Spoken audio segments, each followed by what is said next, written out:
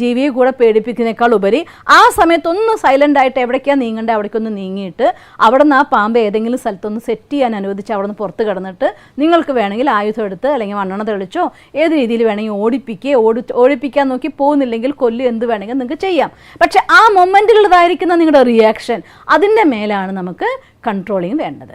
ആ നിമിഷത്തിൽ പാമ്പിനെ കണ്ടു എന്ന് പറഞ്ഞാൽ ബഹളം വെച്ച് നമ്മൾ ഓടാൻ പോയി കഴിഞ്ഞാൽ ചിലപ്പോൾ അതും വരെ ആ ബഹളം വെച്ച് ഓടും, അത് നമ്മളെ കടിച്ചേക്കാം, നമുക്ക് മരണം വരെ സംഭവിച്ചേക്കാം. അല്ല ആ മൊമെൻറ്റിൽ കാമായിട്ട് സൈലൻ്റ് ആയിട്ട് എവിടേക്കാണ് നീങ്ങണ്ടെങ്കിൽ നീങ്ങാൻ നിങ്ങൾക്ക് സാധിക്കുമെങ്കിൽ അത് സൈലൻ്റായി കിടക്കുകയും ചെയ്യും, അതിനെ നമുക്ക് ഹാൻഡിൽ ചെയ്യുകയും ചെയ്യാം. ഇത് ഞാൻ ഉദാഹരണമായിട്ട് പാമ്പിനെ പറഞ്ഞു എന്നേ ഉള്ളൂ. ലൈഫിൽ ഏത് സിറ്റുവേഷൻ അങ്ങനെയാണ്. ആ പാമ്പ് അഥവാ സിറ്റുവേഷൻ എൻ്റെ ലൈഫിൽ വരുമ്പോഴാണെങ്കിലും അതല്ല അത് വരാൻ പോകുന്നു എന്നുള്ളതായിട്ടുള്ള വിചാരം എൻ്റെ മനസ്സ് കാണിച്ചു തരുമ്പോഴാണെങ്കിലും ആ സിറ്റുവേഷൻ ഉണ്ടായിക്കഴിഞ്ഞാൽ എൻ്റെ മനസ്സിനെ കാമാക്കാനുള്ളതായിരിക്കുന്ന വിദ്യ അതാണ് മോസ്റ്റ് വണ്ടർഫുൾ ആയിരിക്കുന്ന ഫാക്ടർ. അതിന് വേണ്ടതായിരിക്കുന്ന മെത്തേഡാണ് മെഡിറ്റേഷൻ. ഞാൻ പ്രാക്ടീസ് ചെയ്യുന്നതായിരിക്കുന്ന മെഡിറ്റേഷൻ രാജയോഗ മെഡിറ്റേഷനാണ്. പ്രജാപിത ബ്രഹ്മകുമാരി ഈശ്വരീയ വിശ്വവിദ്യാലയത്തിലെ പരമാത്മാവാകുന്ന ടീച്ചർ പഠിപ്പിക്കുന്നതായിരിക്കുന്ന വിശ്വവിദ്യാലയത്തിലെ സ്റ്റുഡൻ്റാണ് ഞാൻ.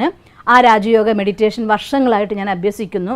അതുകൊണ്ട് തന്നെ ഒരു സിറ്റുവേഷൻ വരുന്ന സമയത്ത് ഇന്ന് ഞാൻ നിങ്ങളുടെ അടുത്ത് ഈ പാമ്പിൻ്റെ ഉദാഹരണം പറയുമ്പോൾ എൻ്റെ ലൈഫിലുണ്ടായ എക്സ്പീരിയൻസ് ഞാൻ പറയുകയാണ്. എൻ്റെ മുറിയിൽ ഞാനും മറ്റൊരു ഭായിയും കൂടി ഇരുന്ന് ചായ കുടിച്ചുകൊണ്ടിരിക്കുകയാണ്. ഞങ്ങളുടെ മുന്നിലുള്ളതായിരിക്കുന്ന ടേബിൾ മാറ്റിൻ്റെ മുകളിൽ ചായ ഉണ്ടായിരുന്നു. എൻ്റെ റൂമിൽ ഞാനും എൻ്റെ കട്ടിലിൻ്റെ മുകളിൽ കാല് താഴെട്ടിരിക്കുന്നുണ്ട്. ആ ബ്രദറും അതേ കസേരയിൽ ഇരിക്കുന്നുണ്ട്, കാല് താഴെ വെച്ചിരിക്കുകയാണ്.